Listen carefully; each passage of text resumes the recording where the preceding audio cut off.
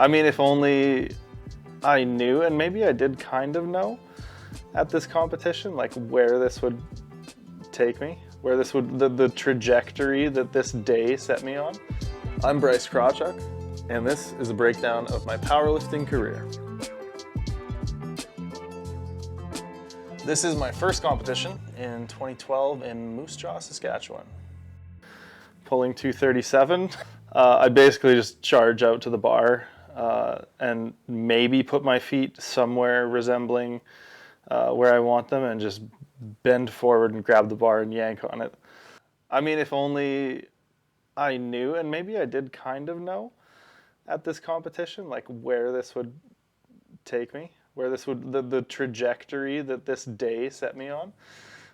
It's kind of interesting. Like I always look back at it and the rush that I got and the feeling that I had, you know, even I think it was after my first squat, I was just like, wow, like this is the most insane. At the time, my reaction was, this is better than drugs. So like, yeah, it was the biggest rush I had ever felt. And I could tell at that point, like something was, I don't know, clicked or maybe snapped in my brain. And I was like, yeah, I'm gonna have to do this a lot more.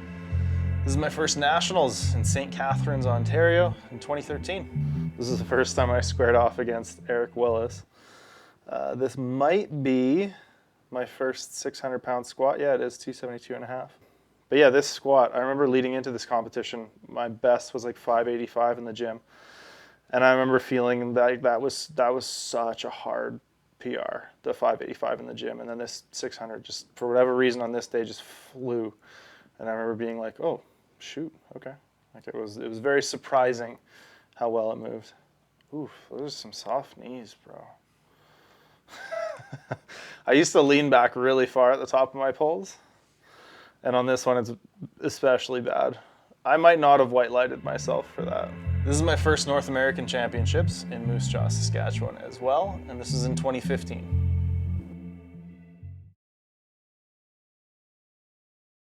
This is only 350, okay. That one got stuck. I remember that one.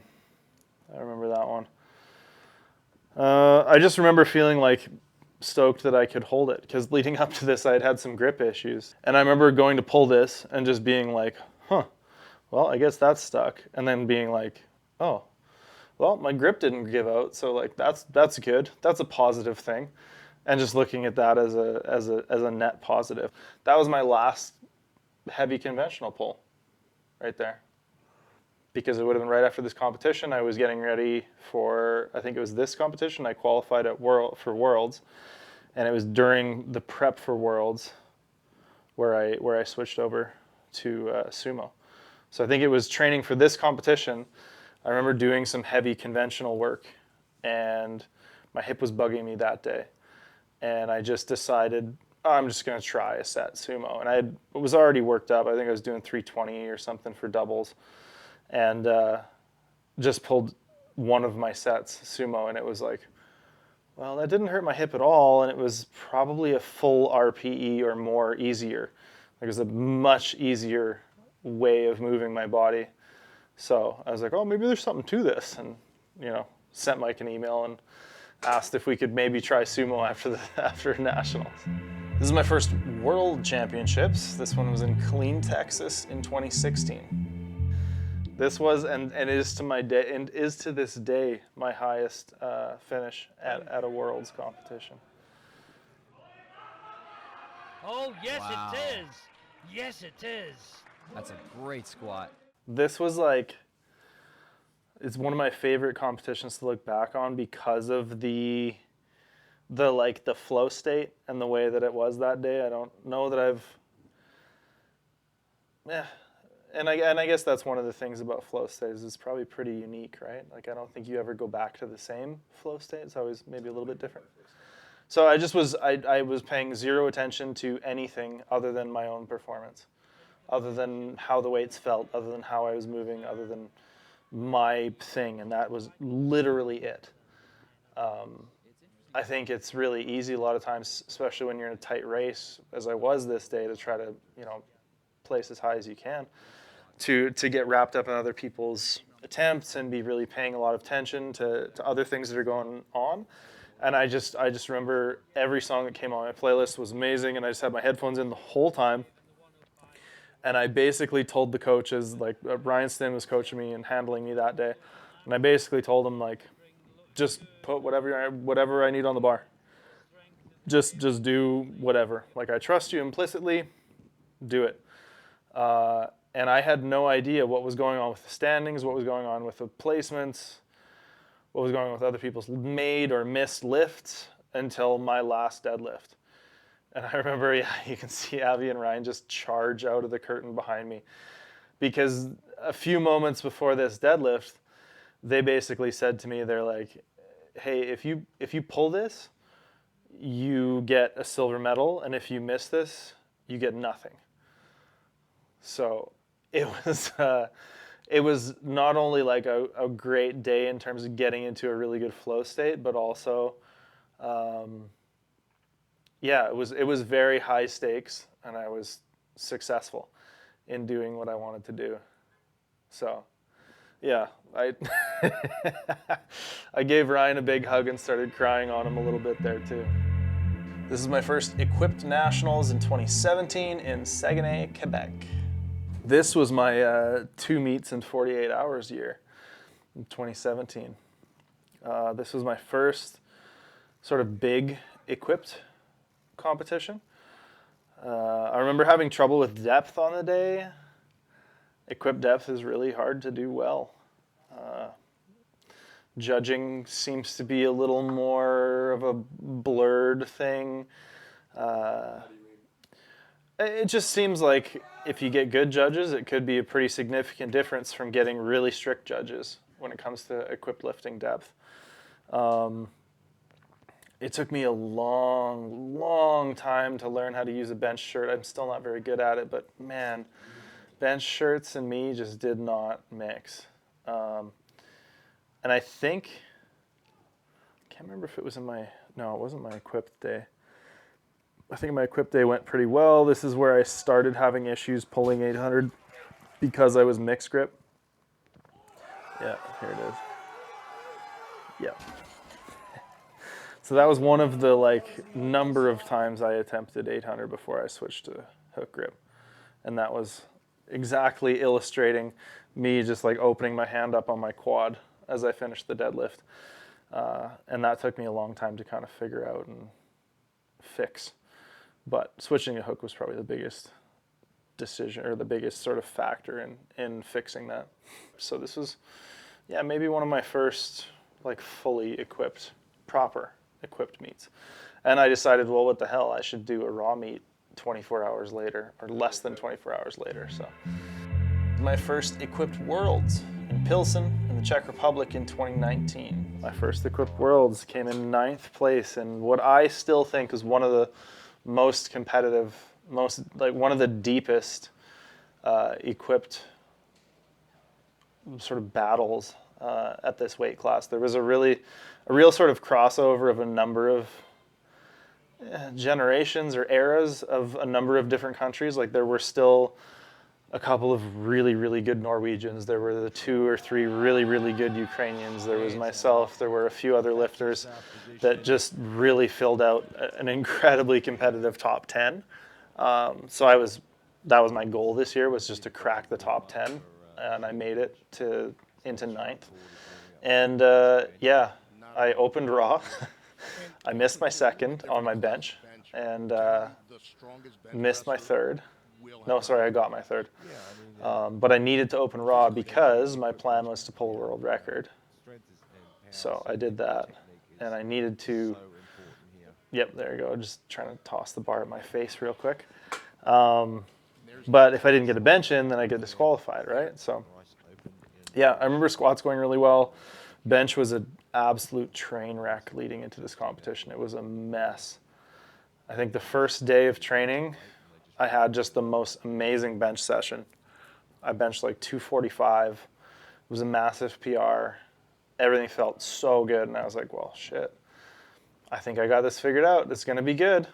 And then the next thing I knew, the next 3 weeks, my bench just went down and down and down, and yeah, I ended up opening raw because I had no other way of knowing that I was going to be able to make an attempt.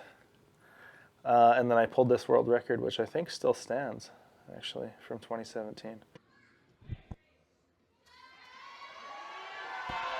Can he lock it out? Let's see what the referees say. Semenenko put 440 on the bar for his squat. 3/4 of the way down, his suit blew out. So his supportive equipment that like assists a fair bit in the squat blew out, and he wasn't able to complete the lift, obviously. So he went back down. 440 went over his head and scraped the crap out of his neck and his head. And then he went into the back, and his coaches and everybody was yelling in Ukrainian back and forth. And they brought out a new suit, and his coach went and put in 445.5 for his third attempt, and he went out and squatted it. Yeah, that was one of the coolest, I don't even know, spectacles. Like one of the most, I don't know, just phenomenal kind of showcases of the resilience that people in this sport tend to exhibit that I think I've maybe ever seen. This one is Classic Worlds in my hometown of Calgary in 2018. I, again, did not have a lot of good training into this. I think I was coming off of some equipped work and just okay, well, Raw Worlds is in Calgary. I have to do it raw. And I don't think my training was spectacular. I had a decent meet day, but again, you can see, 315 in 2015, 307 in 2016, and then 295 in 2018. That's going the wrong way, man. I've told this story a million times, but we'll tell it again. Yeah. So I had my headphones in at absolute max volume leading into this third deadlift because I had put what I needed on the bar to jump into third place and to knock somebody else off the podium and to finish on the podium in Calgary. And I could hear the crowd just going absolutely insane through my headphones at max volume. I took my headphones out and it was actually louder than the max volume, whatever metal music I was listening to. And I just remember that crowd going from just being so whipped up and so insane and cheering their brains off and stomping and clapping to, as I start to pull, the bar just doesn't leave the floor, and then I let go and the whole crowd goes from that to, oh. This one is Equipped Worlds from 2019 in Dubai. I don't know, there's just something about it that just made it seem like so much fun. This was one of the funnest meets that I can remember. So it looks like I missed my first maybe on depth.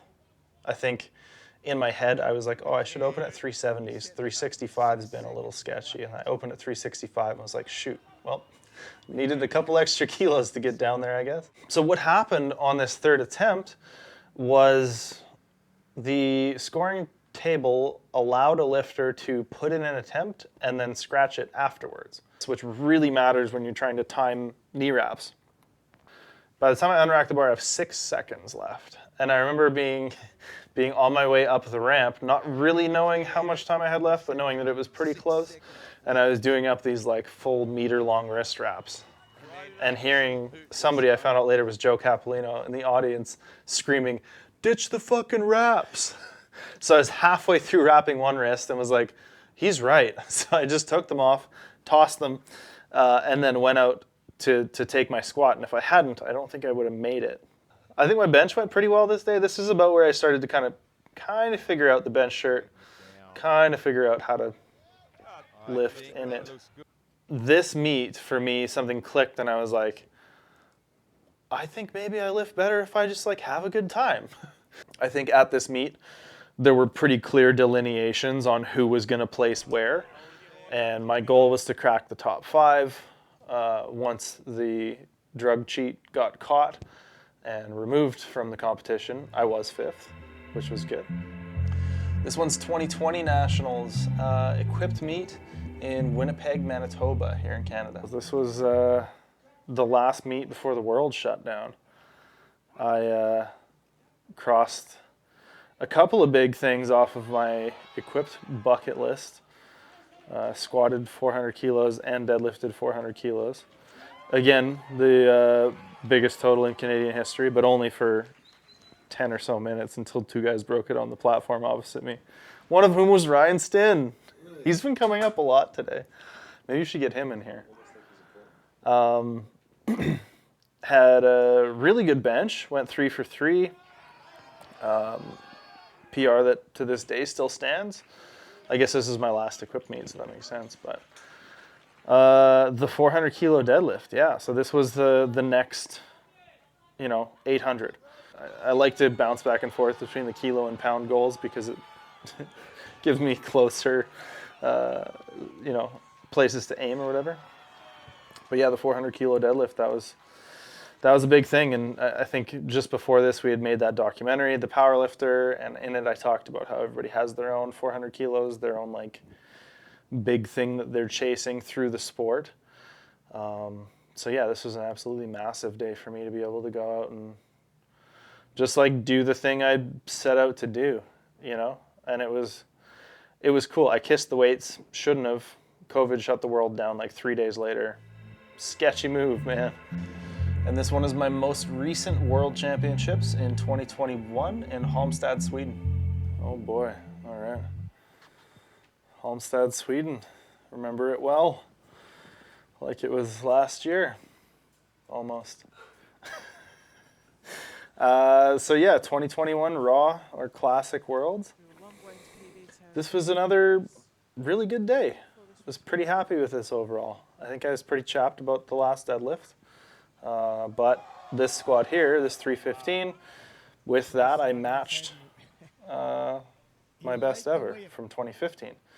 So, 6 years later or whatever, however many years later, finally, all I had to do was gain 15 kilos of body weight, and here we are, ready to hit a squat PR again. I was pretty happy and pretty proud of how I benched this day because I had a reattempt. Something, I can't remember what exactly went wrong. I think, they didn't give me the start command.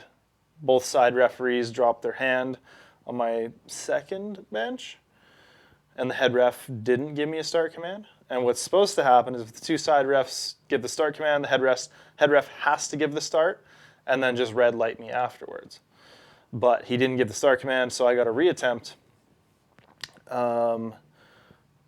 And ended up hitting it, which would have been 195, and then I took another 2.5 and ended up hitting that. So I essentially, had 4 bench attempts, and other than the one I kind of got stiffed on, I got it.